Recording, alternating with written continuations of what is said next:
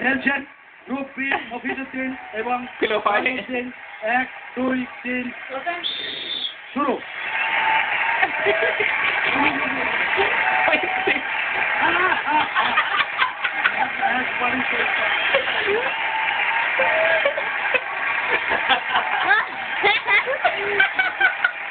Group বিতে ছিল বাপ বেটা, ওনারা আসলে শ্বশুর এবং জামাই। বাপ বেটার ভিতরে জামাই জিতে আসলো, অর্থাৎ জিতে আসলো, মফিজ চলে গেল। পরের রাউন্ডে গ্রুপ সিতে খেলবে সাইফুল ইসলাম এবং তবুমুচি। আসুন আপনারা। Oh, these people deadly. Deadly with the pillow.